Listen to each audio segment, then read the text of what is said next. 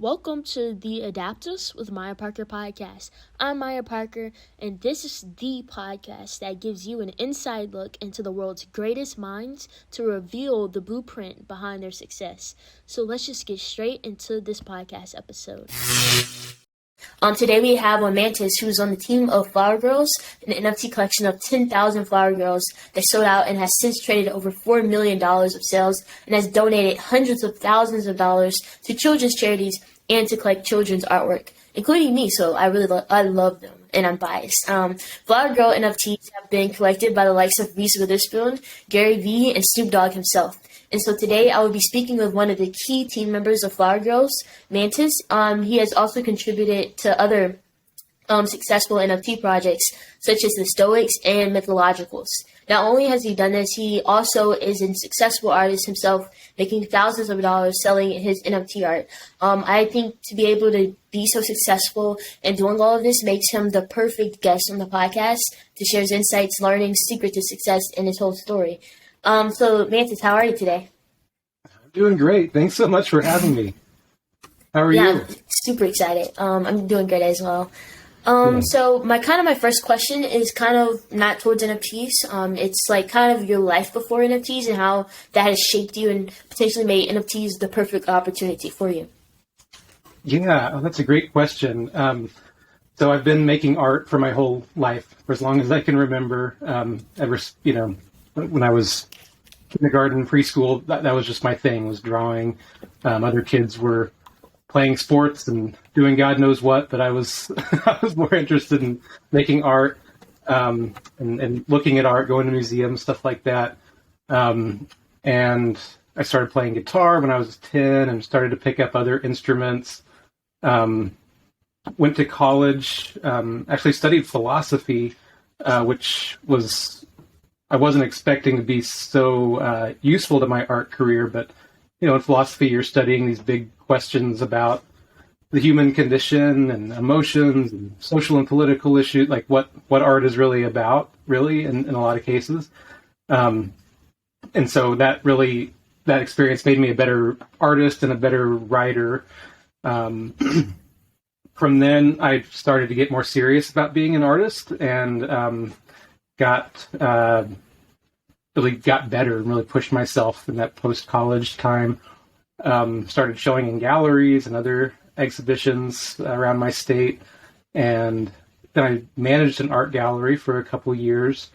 Went on to an organization called the Oklahoma Arts Institute, which is like an arts camp in Oklahoma. And that's where I met my wife. And so really, my experience as an artist is just so important to me. I've gone on to do graphic design work and actually spent 4 years in local government as an elected official. And so my term ended. My second child was born, my son. And so I decided not to run again. So my term ended, and I had been into crypto and obviously into art, and I'd learned about. I knew NFTs were a thing, but I didn't really know anything about them, and just kind of randomly joined Twitter so I could keep up with the crypto markets better, and then realized, there's NFT stuff happening here, and started sitting in on Twitter Spaces and learning more about what was going on, and then I was hooked. Yeah, maybe when's the first time you heard of Flower Girls, Stoics, and what made you really like or resonate with those projects? Yeah, so Varvara, who's the artist for Flower Girls, was one of the first friends I made in NFT land here, and I was an artist, am an artist, she's an artist, and so we have similar. I think I certainly really like her art. I can't speak to how much she likes mine, but we would go back and forth. Just anytime we were making new art, get each other's feedback.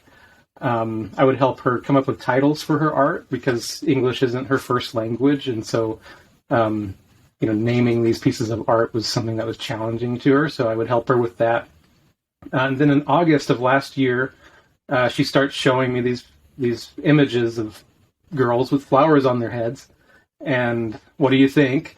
Of course, I loved them. And then she said, I'm thinking about starting a 10K collection. And she asked me to be on the team because she wanted to give a significant portion to helping young artists in the NFT space like yourself. And she felt that my experience as a collector and also, I had demonstrated that, I wanted to help young artists in the NFT space previously. And so she felt like I'd be a good fit for that. And so, little did I know that we would see the success that we saw, and that it would be such a life-changing thing because, really all my days are about Flower Girls now. So that's been a great experience, and I've just loved getting to know the team and working with them. I didn't know any of them previously, but now they're like family. Stoics. So Gabe, see if I can get this right. He collected a Flower Girl, maybe more Flower Girls, and he made a piece based on Flower Girls, and then just approached us one day, said that he's coming up with a PFP collection and wanted to see if we could help him with that. And so that was, I think it was maybe February when I started working on that. And I've been helping with just getting the assets together. And so if you're familiar with Stoics, he's got hundreds of these just drawings of people, kind of cubist sort of drawings, and some of them are colored in different ways, but some of them are used in newspapers or sheet music or maps or something like that. And so my job has been to locate all those things and find maps and sheet music and books and so forth that I feel would go with the collection, and then just helping with just random administrative stuff as needed. So we're looking forward to launching that soon. Yeah, I saw that. I was like, oh, I didn't know that you also worked with Gabe and the Stoic. Also, kind of want to know maybe like every specific job that you did, maybe a key lesson you learned from each that helped you today with maybe Flower Girls, your work with Flower Girls. Yeah, well, at the art gallery, I had to get really good at evaluating art really fast, if that makes sense. And so, there was always, every day we had someone coming in who wanted to show at our gallery. All the time we were trying to decide whether we would show, this artist or that artist, and then if yes, then which pieces. And so, so in that environment, you have to get really efficient at deciding, is this a good piece of art? Why? Does it fit with the other art that we have, or do we have other art that's too similar? That kind of thing. And so that's in some ways very similar to what I'm doing now with Flower Girls, where I'm having to I've got hundreds of pieces of art and can only choose a few, and I have to decide, if it goes with our collection and with what, who we are. The Oklahoma Arts Institute was for kids, and so that was we would go all around the state, and kids would audition in different media. So there was painting and drawing, there's photography, filmmaking, music, dance, creative writing, etc. And so we would find professionals around the state to evaluate these kids, and it was all scholarship. So the idea was, if you're good enough to get in, then you're going to this program. And so, and then we would put on the program, which was a 2-week intensive arts camp in this remote location, southwest part of Oklahoma. And kids would, it was really cool because kids would, they were used to being maybe the best in their class or the best at their school. Some kids were from cities, some were from more rural areas, but many of these kids, they hadn't ever really interacted with other artists before. And either kids or the professional artists we would hire to come work with the kids. And so they really pushed themselves to do better in a way that they hadn't before. Because if you're the best artist in your art class, you're going to be happy with that, and you're and you'll just make your art and not really push yourself too hard, maybe. But if you're suddenly in a classroom with 30 of the best artists in the state, suddenly you push yourself way harder. And so that's what I would see every year. And, you would also see, the musicians and the painters would become friends. And so they would make work together. And so, there would be, maybe a live thing where percussionists played their instruments while there was live painting, or the film class would do something with that. And so much collaboration. And that experience, I don't know how much it prepared me for Flower Girls, but that experience has reminded me of the NFT space more generally, but also the Flower Girls community and the kids in the space. And, I don't know what your experience has been like as a kid in the space, but it seems like they have a community very similar to that, where they're building each other up and inspiring each other.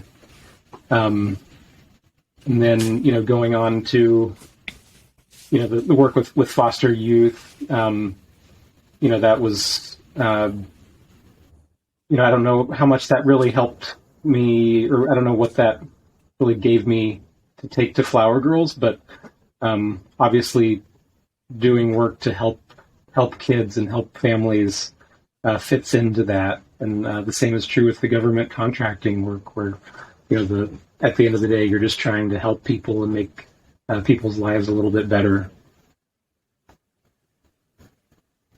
Yeah, and for your first job with the art gallery, how do you think, like, decision making, like, what are your tips on decision making? How do you say yes and no to certain things?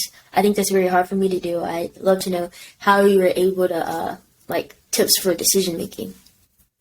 You mean like if someone is wanting to show art at the gallery, or just like as far as like what you need to do to run the business?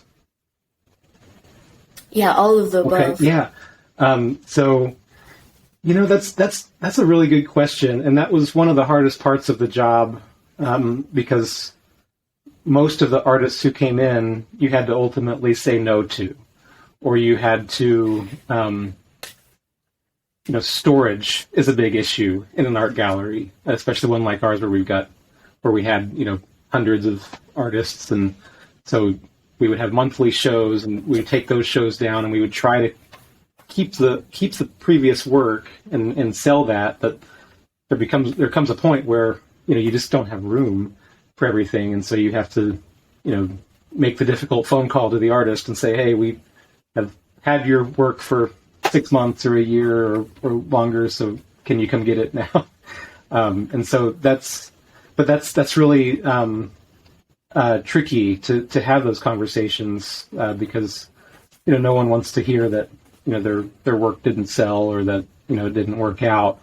But you just kind of have to, I don't know, I guess realize at the end of the day that's the best thing for that artist too, because it's not in the artist's interest to just be storing work in a closet in an art gallery somewhere. But that's the life of an artist too, right? You get rejected more than you get accepted in most cases, or it might not be as simple as just rejection, but someone will just choose not to. More people choose not to buy your work than do. Even the most successful artists, that's true. Most people don't. Way more people don't buy your art than do, and so. But yeah, I mean, I think it's making decisions in those kinds of environments. It's just becomes a matter of you've got X number of hours in the day, and you only have so many resources and so many things you're able to do, and so you just have to do what you have to do, even if it isn't always what someone else wants. Yeah. How do you think, out of the people who are successful in getting a yes, how do you think was there any common thing that you realized or noticed? Um, that's a really good question. I think even in the physical art world, I think community is really the most important thing. And so, you can, and just having people who like you as a person is really important. So, you can be the best artist in the world, but if you're a jerk, people don't want to buy your art as much. But if you're nice, people will want to support you and support what you're doing. And so, I saw that in the and that's really apparent in the NFT space, that this idea of community and people supporting each other and helping each other, and how this kind of all comes from friendship.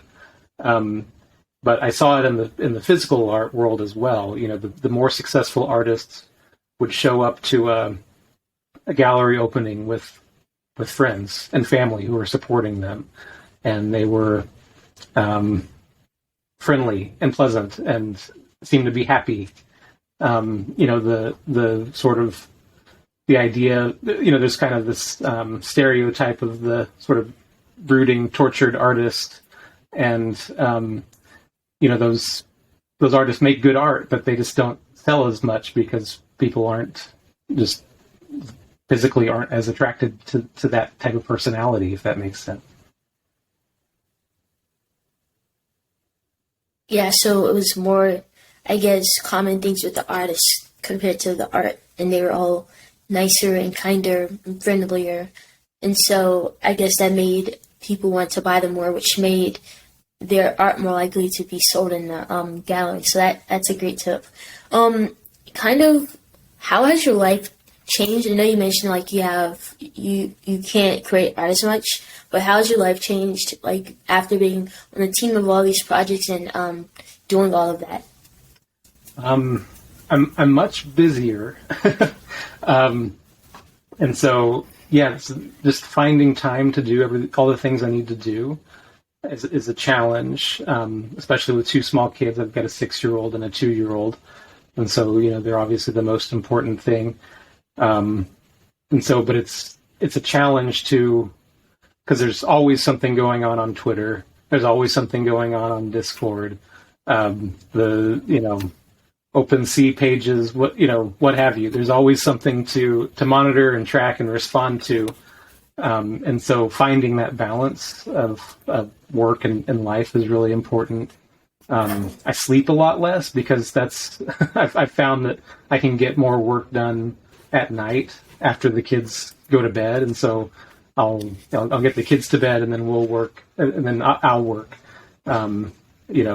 till midnight, 1 a.m, whatever it is. And so, just finding those little times where you can get work done, I think is the biggest change compared to like an office environment where you go there at 9 o'clock, you leave at 5, you come home and you can put your full focus on home. And so this is a different thing where it's the NFT market never sleeps. Yeah, so you mentioned one way you kind of balance it all, I guess, is realizing your situation and then like changing it, like you'll work later rather than earlier. So what are some other ways that you balance doing all of that?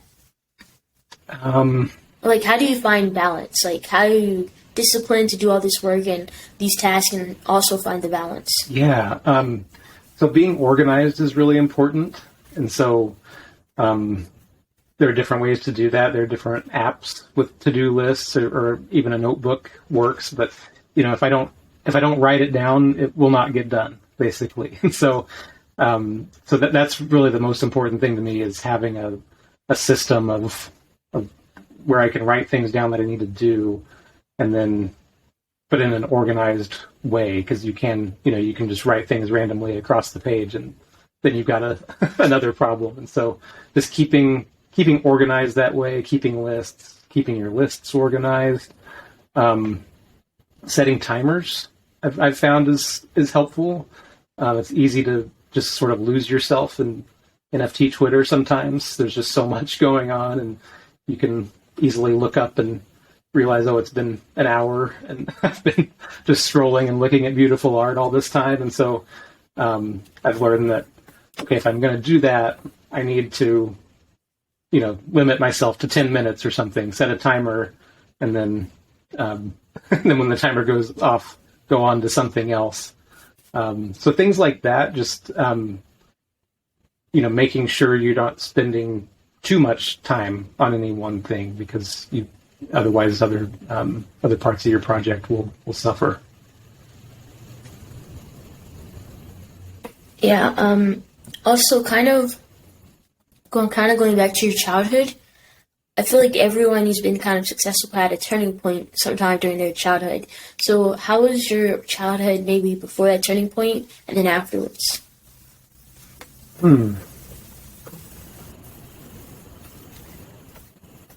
Wow, that's a great question. For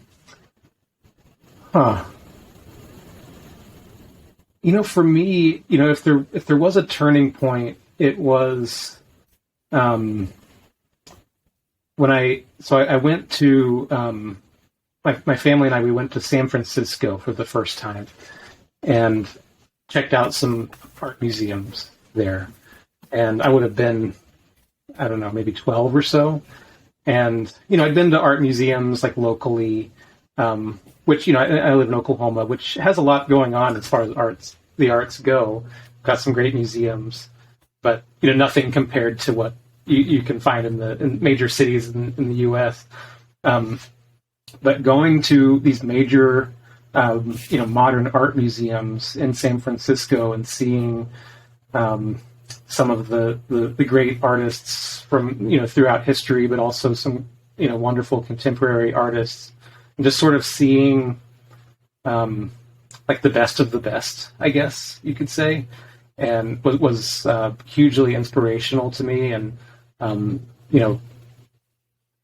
remember, just wanting to be a better artist at that point, and really growing as an artist, and finding, even after that, finding opportunities to study the artists who I learned about and saw, during that experience. And so I never pass up an opportunity when I'm traveling to go see, one of the great art museums, because I still have that feeling that I had when I was a kid.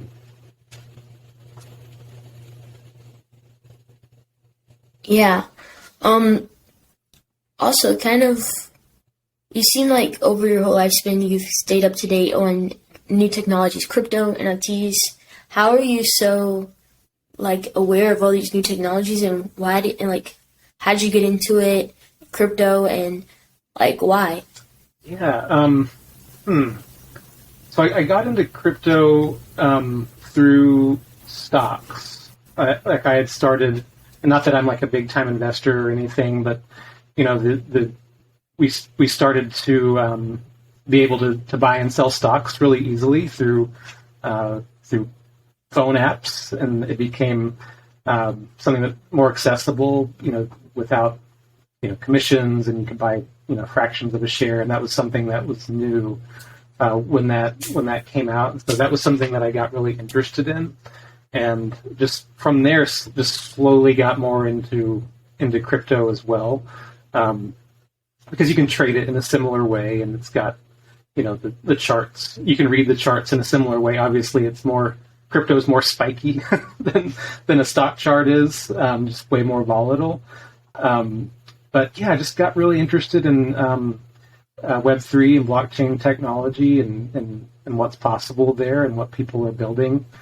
NFTs, I actually learned about from my wife. She'd heard about something on the news about them, and she told me, as someone who's interested in both crypto and art, I think she said something like, "Here, you might understand this. Can you read about this and explain it to me?" And I was just instantly hooked once I learned about that. I was had a hard time kind of getting into it, because there's not a manual somewhere on the internet, but I just learned more and more about that. And then obviously Twitter was all the people I met on Twitter were a big help to learning more about that. But Thank you for watching this much of this podcast episode. If you have enjoyed so far this podcast, make sure to give us a follow if you're listening to us on Spotify or Apple, and subscribe if you're listening to us on YouTube, as this podcast on a weekly basis gives you an inside look into the world's greatest minds to reveal the blueprint behind their success. Now back to the podcast episode. Yeah, I've always been interested in technology and computers and gadgets and so forth. It's I don't know, feels really lucky that I can combine those interests of art and technology in this way. It's like the most nerdy application of art there's ever been, and so that's perfect for me. And okay, how do you think you continue to surround your? So here's a quote a lot of people say, and I ask each one of my guests this, which is like they always say you're the average of the 5 people like you learn from the most. And it's not about like basically who you hang around the most; it's about what you learn. And so, who do you learn from the most that has helped you so much? And like, please, even I know a lot of people say their parents, but also like maybe some people that anyone can follow today that you've learned from the most and you've learned the best information from. Oh wow, that's a great question.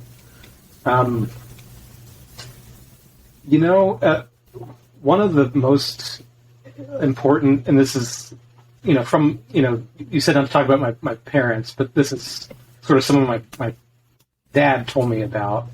And, but there's this poet named Rudyard Kipling, who is probably most famous for the Jungle Book. But he had this poem called If, and it was, basically, laying out all the ways you should sort of react to life and how you should react to situations and to hardships and victories. And speaking of the Stoics, like it's very, very much a Stoic kind of manifesto, like how you should how you should carry yourself in reaction to things in your life, and sort of how it's your, good things will happen to you and bad things will happen to you, but how you react is up to you. And so for generations in my family, kids have been, I won't say forced. You got it. Okay.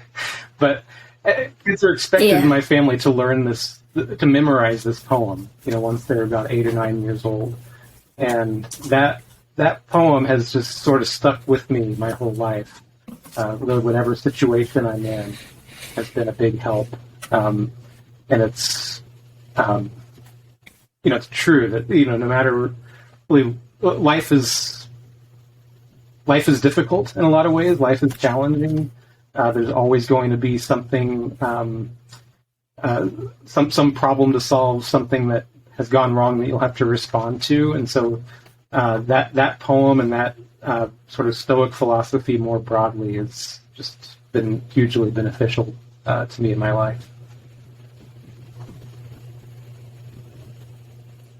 Yeah, I'm going to definitely check it out. It was kind of long, and I probably am going to have to zoom in because it's kind of close together, but I saw it. It seems amazing. It's not like about, like, everybody's going to have things happen to them, and bad things, of course, as well. It's how you respond to it, and if you get through it. So I like that. And I love poems. I love poetry. My grandmother was a poet as well, or my great-grandmother was a poet as well. So, yeah, I love poetry, and I've created some poems myself. I love it. That's awesome. Oh, yeah. Also, is there any other people, like, any other people that you can, that you learned a lot from as well? Yeah, trying to think. I'm sure there's a lot of people, in philosophy, there's quite a few people who made a big impact on me. People like Immanuel Kant, Jean Paul Sartre, professors who I had who were just hugely helpful and inspirational to me. Trying to think who else. My wife is And is there other like sorry, go ahead. yeah, is there any other like specific things that they may have said? Yeah, so Sartre, I don't know how much how much you want me to go into this, but he talked a lot about so his big idea, or one of the big things he talked about, was existentialism, and the idea that you are defined by what you choose and what you decide, and people are the victims of circumstances in a lot of ways, but how you and obviously there's probably a theme across some of the people we've talked about, but how you react and what you choose to do is what makes the person. And so that was that's always been really inspirational to me. Kant, he was the first person to really understand or not. I don't know if he's the first, but he was one of the first people to lay out how human consciousness works, and how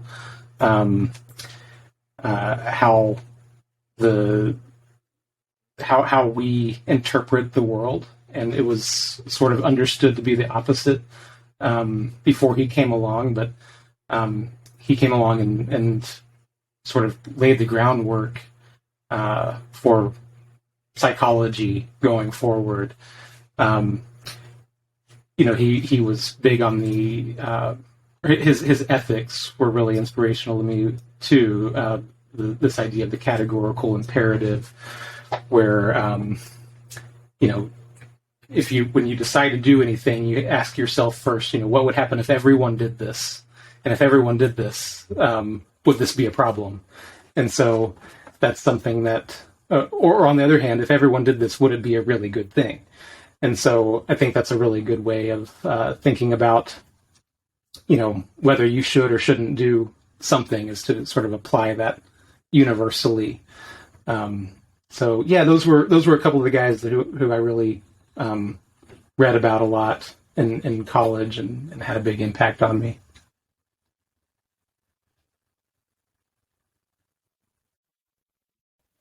Yeah, I like that. If everyone did this, would this be a good thing? And if everyone did this, would it be a bad thing? That's really good. Like, I should probably put that up there and so, like, write it down somewhere. So, like, anytime I'm thinking about a decision, and just look at it and like, oh, it wouldn't be a good thing.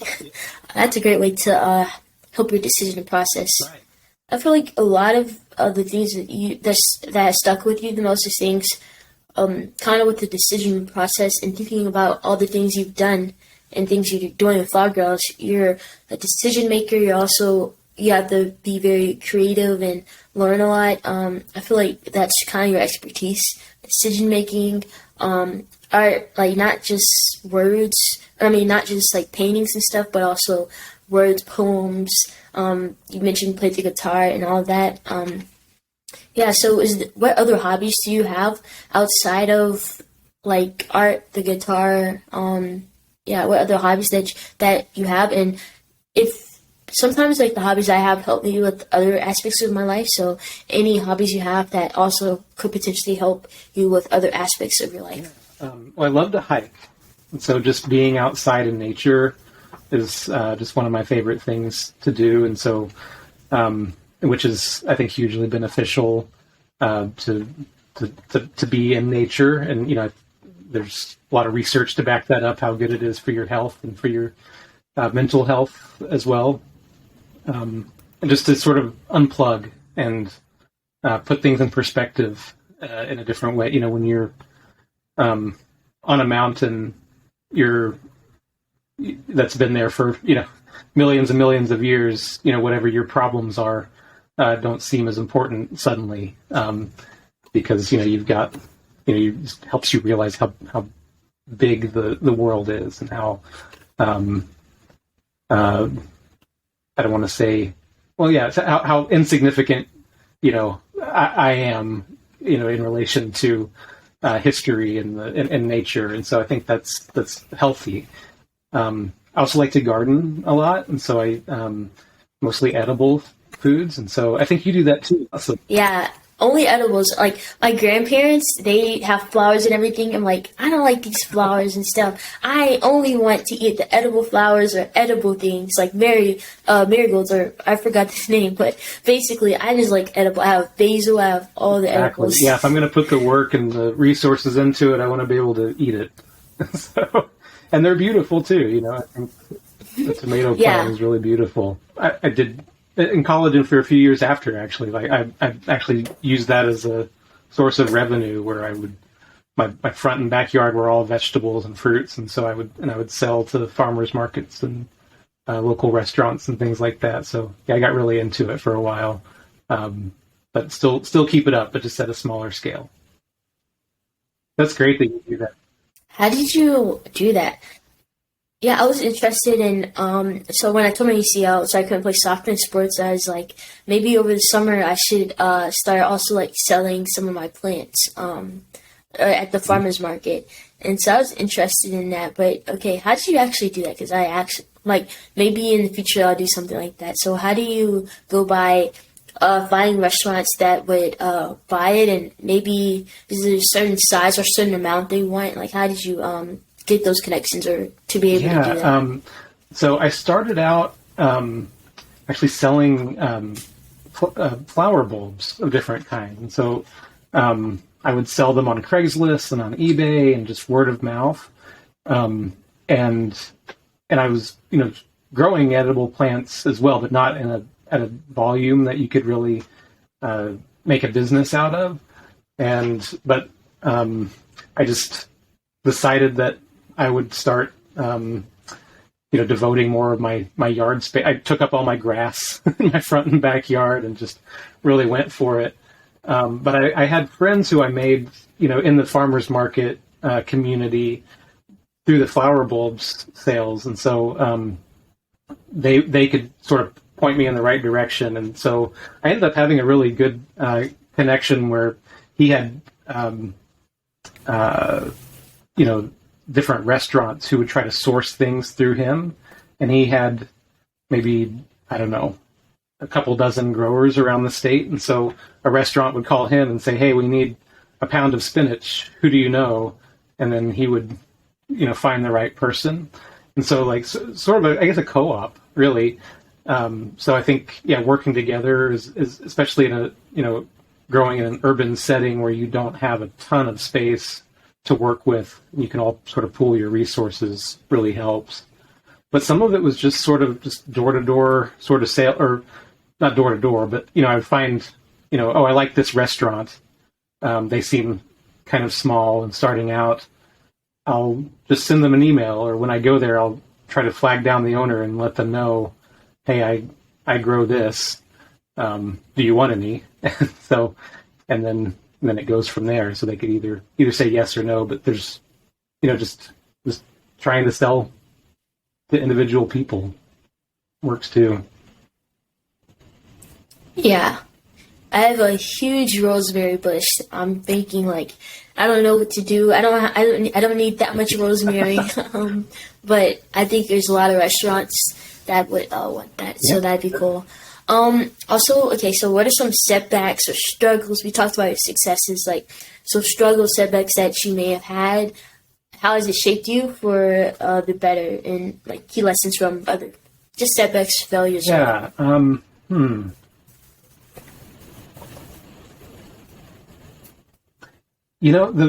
of the biggest struggles of my life was dealing with the COVID epidemic. And when that started, I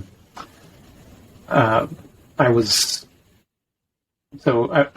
the mayor of my city in a state where the governor said that, I'm not going to do anything about this really, and it's up to the cities.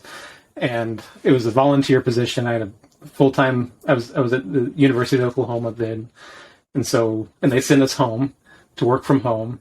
And so suddenly I'm working from home with two small kids, trying to deal with this global pandemic in my city and region, in a state where we didn't have really any support for that. And, obviously became a real in local politics, like whatever's going on in the national conversation doesn't really enter into it very much. It's usually just, hey, we need a park, we need we need a new fire station, we got to fill these potholes, we need sidewalks, that kind of thing, And so, but suddenly it was the national and the local were combined, and people were getting really unruly, and we saw it in different parts of our country at the time, and it was just a really challenging and sometimes scary time, and frustrating, just because you kind of you realize at some point that there's only so much you can really do as one person, as one city of 25,000 people. And so, that experience was, I learned a lot from that experience, including that, there's only so much you can do in it with any given situation. You can try your best and try your hardest, but it's really up to other people cooperating, and how well you can persuade people to do what you think is the right thing. But at the end of the day, there's, you might not be successful in that, and getting people to do what you think they ought to do. But, as long as you've done everything you can do, then, you can feel good about that. Yeah. Okay. Actually kind of going kind of deeper, I guess, like, as far as decision making, what specific, like, I think we all have decisions in our life that we always remember. What are some decisions that you've done that you're very proud of? What decisions that you've done that you learned a lot from, like, you regret it, or maybe you don't regret it, but basically they weren't the best ones, but you learned a lot from. Okay. So my decision to have children, I think, was the best decision I've ever made. Most of my life, I didn't think that I wanted to have children, and then I met my wife, and she really did want children, and it was suddenly I'm not sure. I kind of realized that it wasn't that I didn't want to have children before. It was just that I hadn't found someone who I wanted to have children with, and that's really important. And so suddenly I, had met someone who I wanted to make a major decision like that with. And so, and we did have, like I said, I've got a 6-year-old daughter and a 2-year-old son, and they're just the best thing that I ever have had in my life. Okay, and you asked about a bad decision.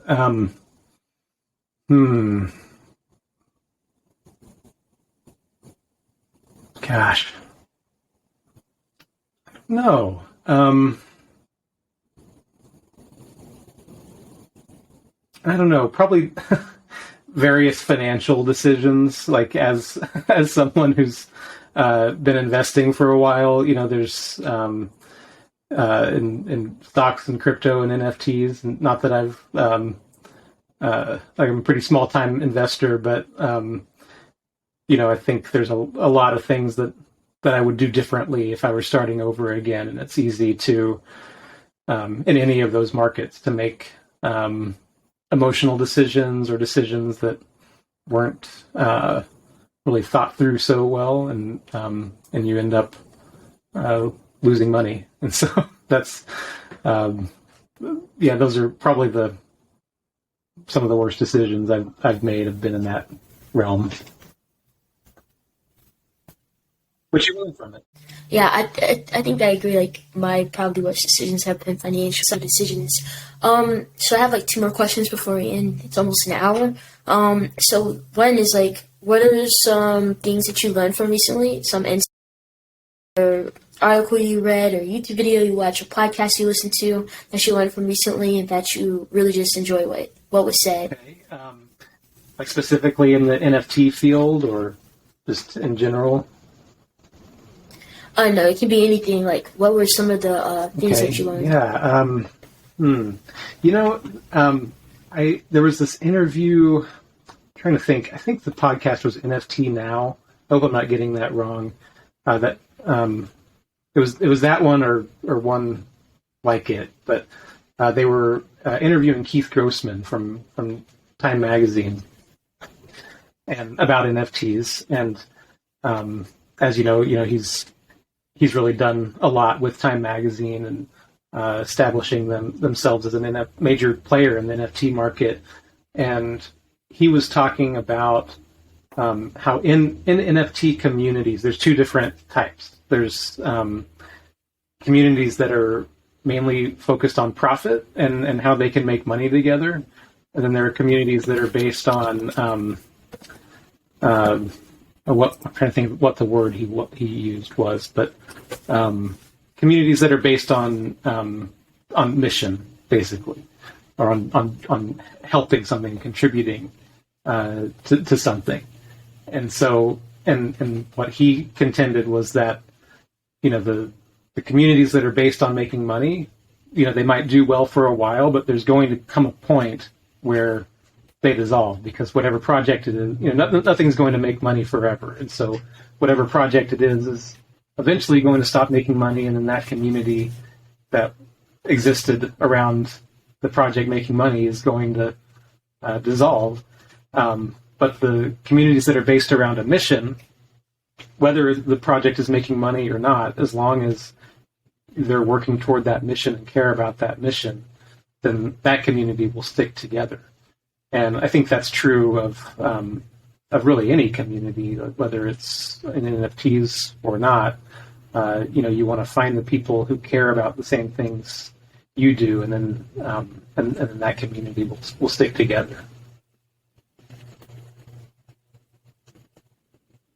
Yeah, and also I think that's even like with small businesses, any business, when that's the goal, then you can also make bad decisions, like, because that's kind of what's determining your decision making. Like, that's what you always have in mind, and so that can always lead you in the wrong places. But that's great. Also, the second question I have, or the last question really, is who are some people, or actually before I say that, is there anything else you wanted to say? I